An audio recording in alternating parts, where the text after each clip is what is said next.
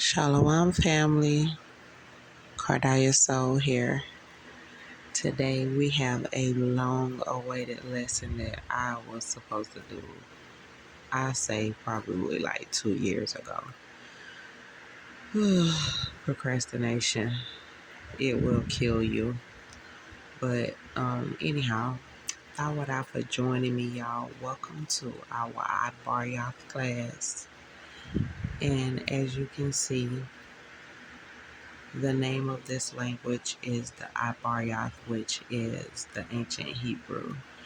And you'll hear a lot of us call it Halashawan Kwadash, which means the ancient tongue. It's also known as the tongue or the language of the angels. And you'll hear people bounce back and forth between Paleo Hebrew and ancient pictographical Hebrew, and they'll refer it to Halashawan Kodash. But I'm going to be teaching you the most ancient of all tongues, which is the pictographical Hebrew. It's called Ibaryath, and it is made for and by the Ibaryath people, which are known as the Negroes, spread out to the four corners of the earth. And I'm going to break it down for y'all. So today we're only going to do 2 letters, but this lesson is being brought to you by KARADYAH'S by Yah. That means in Yah. All right, let's get to it, y'all.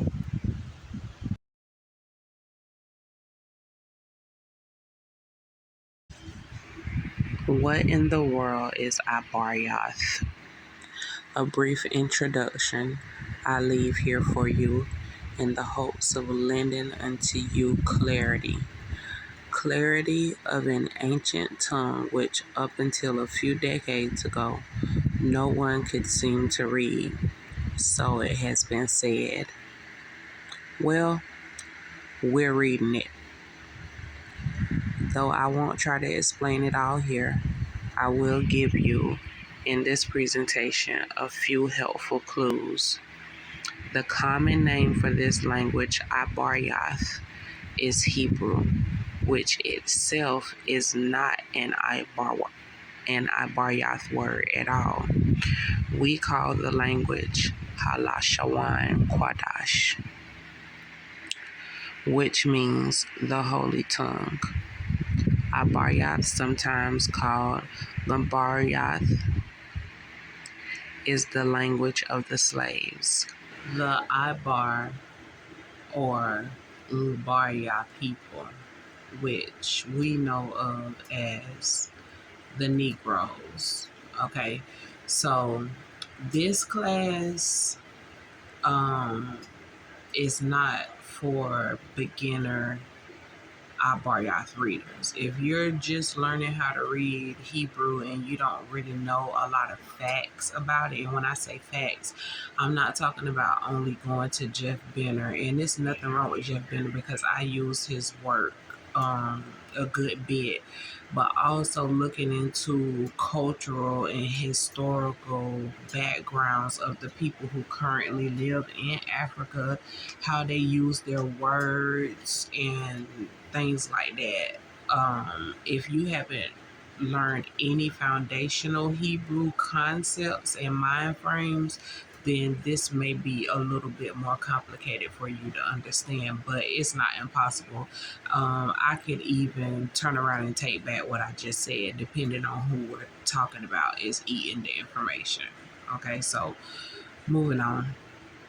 Halashawan Kwadash, also known as the tongue of the angels or the language of the angels, is a not very complex language. The people who have made modern Hebrew have made our language extremely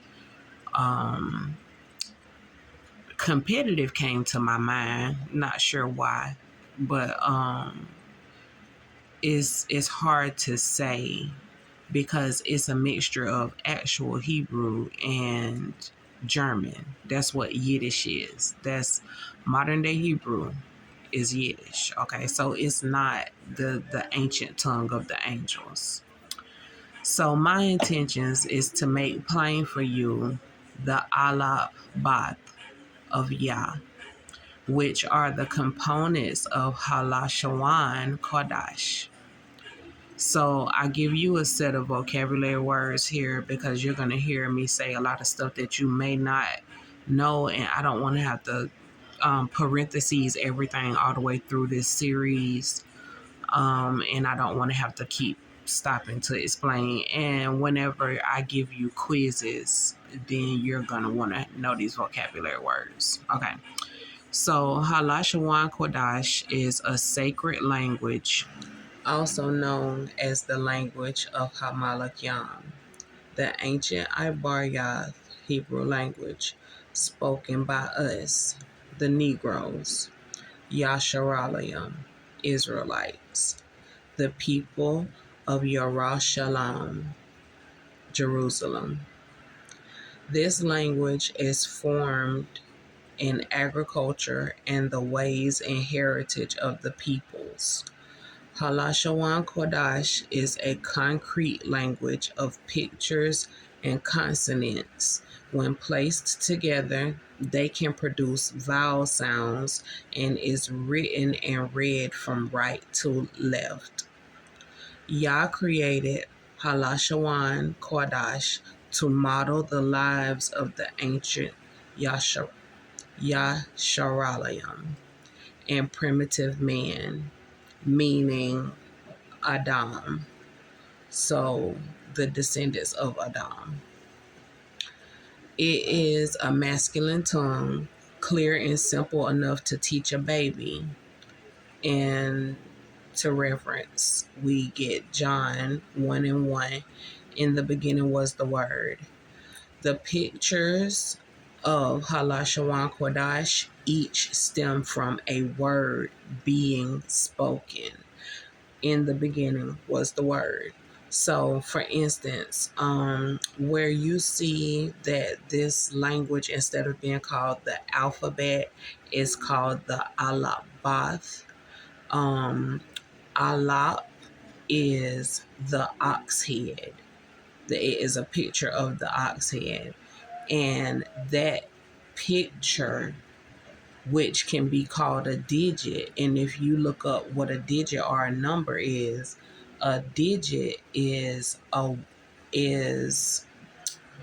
way to represent a number, and a number is a way to count something. Okay, so the letter A can also be a number, if it had a way to tell you how many there were. So that word, that the letter A, comes from the word alap, and A is an ox head, and the word alap means cattle.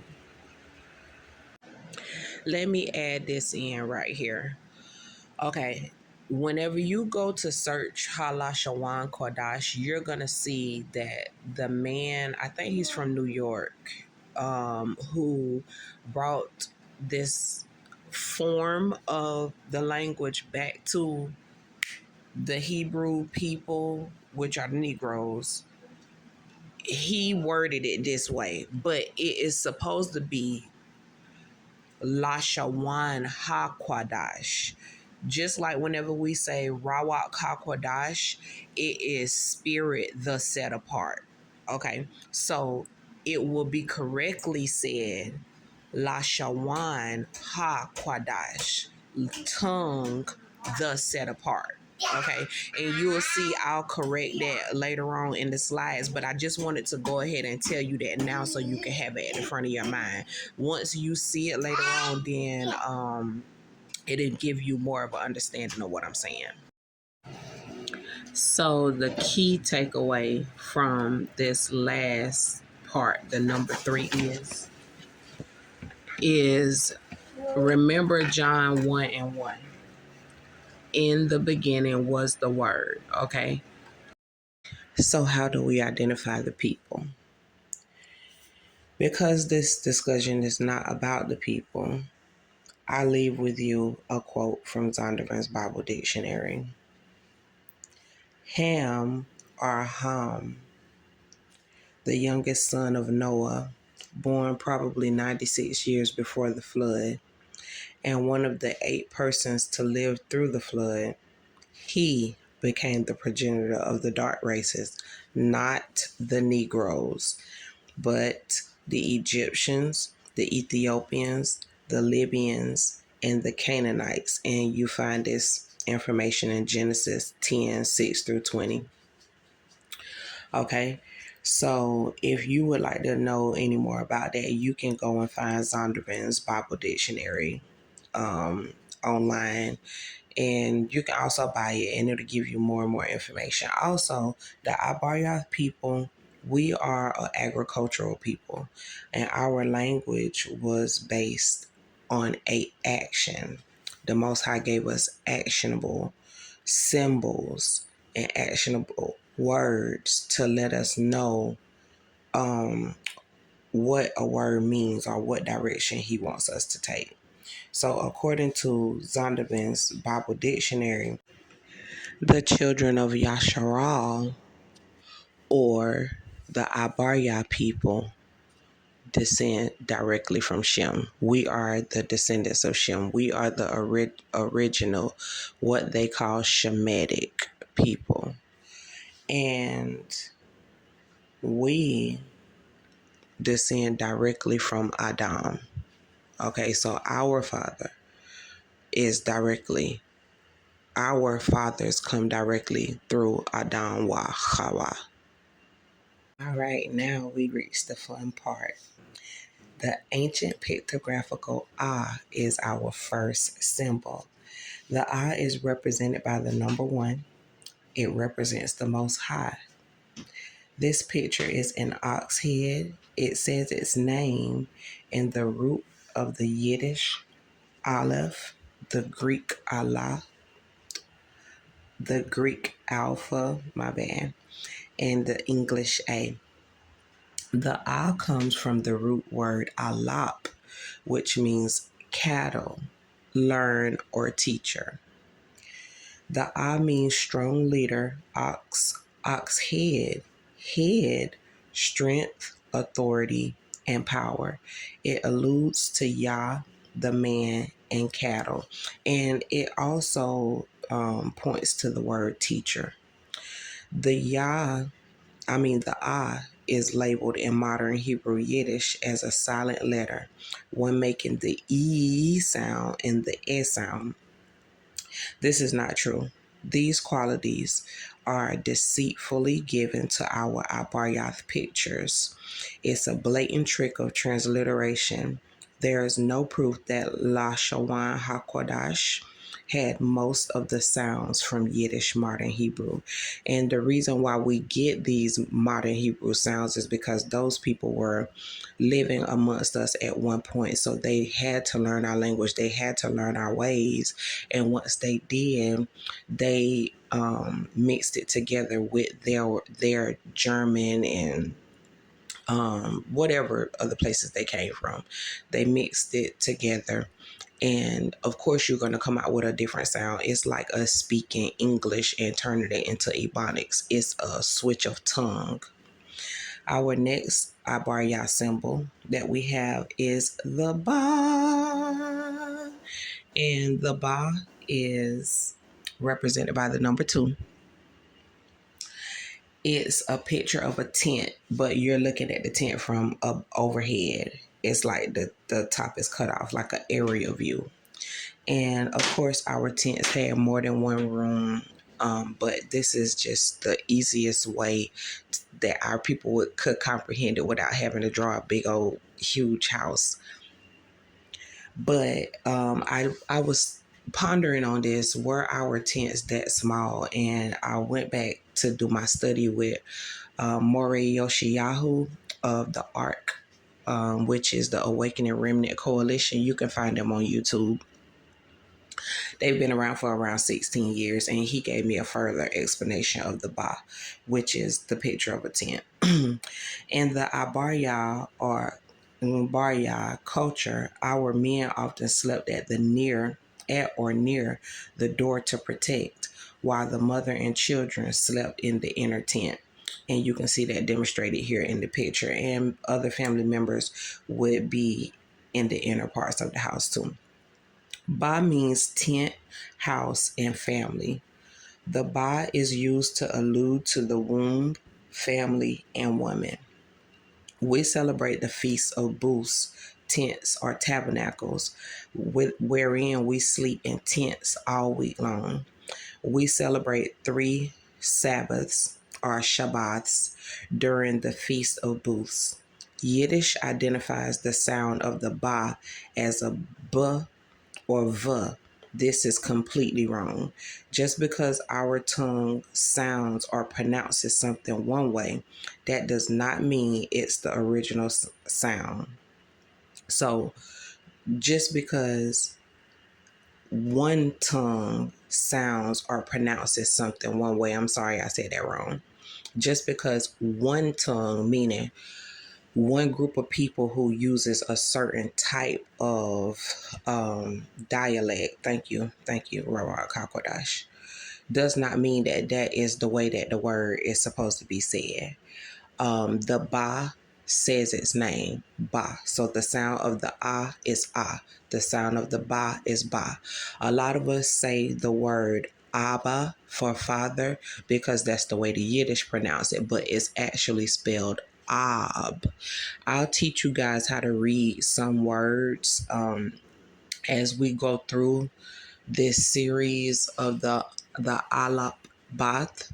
Then I will be showing you how to read the Lashawan Kodash, and it will not be the way people read Yiddish. The sounds are different. In closing, what we should understand.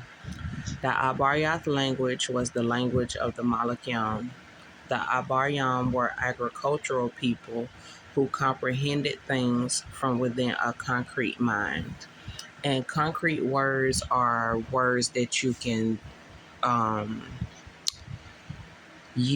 express and detect with your senses. Like you can touch them, you can see it, you can do it. And these other languages are built off of abstract ideas. Like in the scripture, Psalm 121 and 2, you get my help from Yahweh, which made Shamayah wa Aratazah. Okay, so the word cometh or comes is a abstract word, and it was added into that scripture. If you go and read the original text, then you will see that the word cometh was not there. It was added to give you a more English understanding, because the language that is spoken by the people reading the modern day Bible is English. Okay, I hope that makes sense. Okay. The Negroes, no, Ibaryath is a concrete language centered around masculinity. So it's like Spanish. Most Spanish words are based in a masculine form. The Negroes are the bloodline covenant, jewels of Yah, set apart as his own to be redeemed by Yahshua, which means Yah is salvation. He is salvation, and he is the word in the last days. Yiddish or modern Hebrew is the mixture of German and ancient Ibaryath. It is not the language of the children of Shem, the 12 tribes of Yasharal, the Negroes. In all of our getting, let us get understanding. I'm saying this because a lot of us are out here trying to learn Hebrew, and we are really learning Yiddish, which is a language that is not our own. It was formed by a people who were either in captivity with us or lived with people who had our ways, meaning living in the same cities and towns, and they even had rulership over us. They were the major players in the transatlantic slave trade whenever it comes to funding. You know what I'm saying? So we don't want to learn their language. We want to learn the language that the Most High originally gave to us. So that's the reason why I'm teaching you these ancient symbols. You cannot be fooled by the symbol of an ox head.